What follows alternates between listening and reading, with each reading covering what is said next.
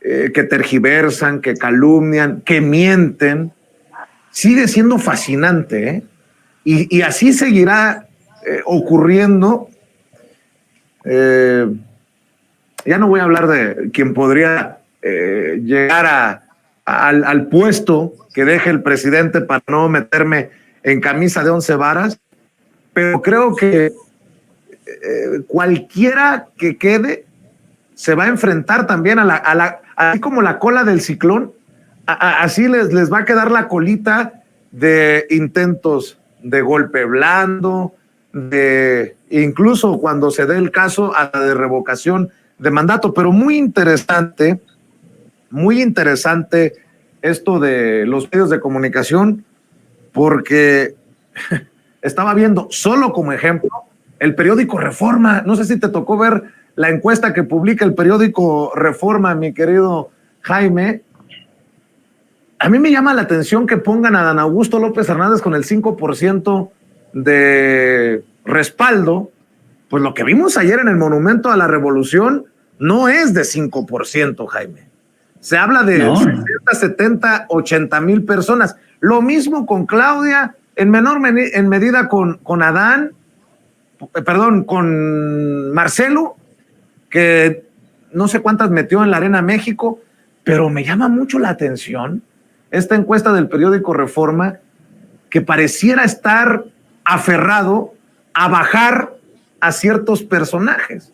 Ahora, fíjate nada más, dice el periódico Reforma que Claudia tiene el 37%, que Marcelo tiene el 22%, que Noroña tiene 7%, y ese abismo, ¿qué onda? Y luego el Güero Velasco 6%, Adán Augusto López Hernández 5% y Ricardo Monreal 4%.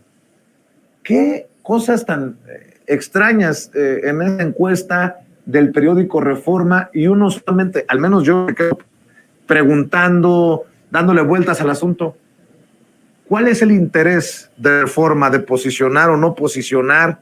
No sé qué haya detrás, ya, para que veas al nivel al que de estas cosas, Jaime.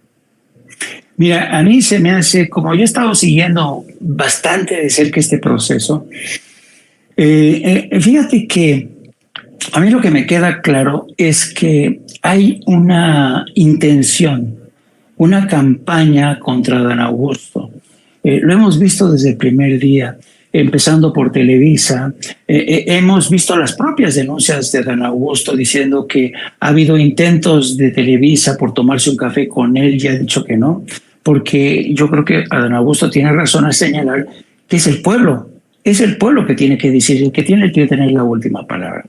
Y vuelvo un poco a lo que te decía antes. Antes Televisa estaba acostumbrada a coronar a los reyes, ¿no? Ahora se acabó. Ahora es el pueblo, chingado.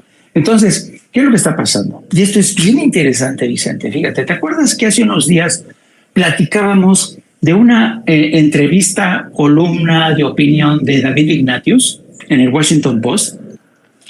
Bueno, fíjate que si revisa uno esa entrevista que le hace David Ignatius a Xóchitl Gálvez, es una especie de mezcla de entrevista y columna de opinión, un artículo de opinión. Bueno, la entrevista es en corto con Xóchitl Gálvez permíteme tantito.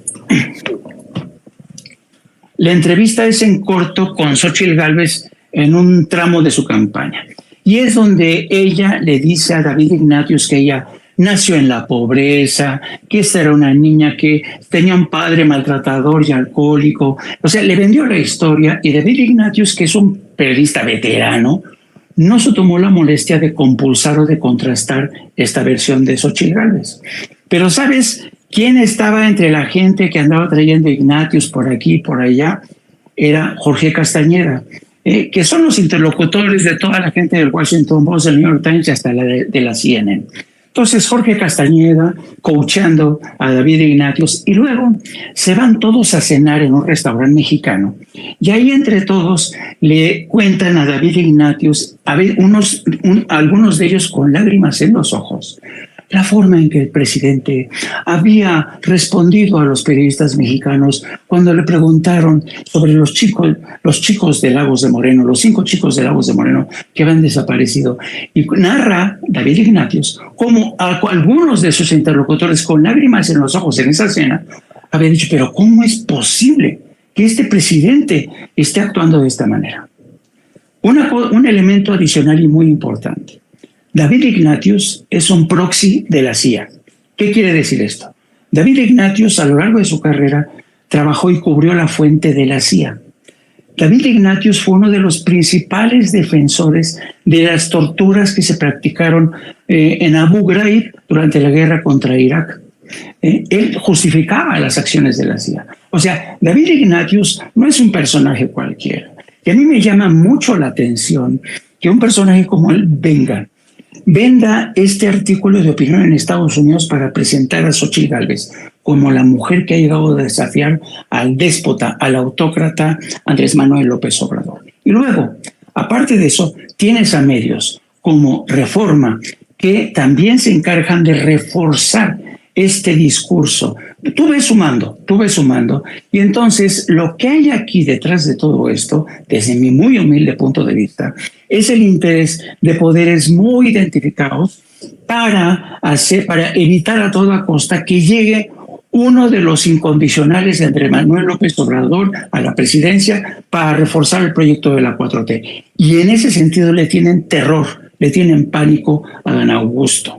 Y ven a Claudia de alguna manera sí como una defensora también, y por eso Proceso y Reforma están actuando también contra Claudia como lo están haciendo. Entonces, no es aquí simple y sencillamente la manifestación de, sabes, de un rechazo, de un repudio, no.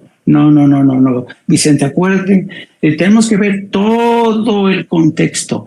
México, Estados Unidos y Canadá están en un proceso de integración gradual. Y en ese proceso de integración gradual, lo que más molesta a Estados Unidos, bueno, no decir Estados Unidos ni el gobierno de Biden, porque Biden ya casi no dice nada, no tiene nada que decir. Los que están ahí presionando son los grandes industriales, la industria armamentista, las grandes corporaciones que están presionando en el maíz, en todos los frentes para que México se integre a Estados Unidos y Canadá en los términos que diga Estados Unidos. Y en ese proyecto se encuentran medios de comunicación que le dicen todo a Estados Unidos, que atacan la defensa de la soberanía que ha hecho Andrés Manuel López Obrador. Y por eso ves que está todo tan conectado, ¿no? Y dices, ¿cómo es posible que medios como The Washington Post o The New York Times hayan perdido el norte, hayan perdido el profesionalismo? No. Se trata de un proyecto.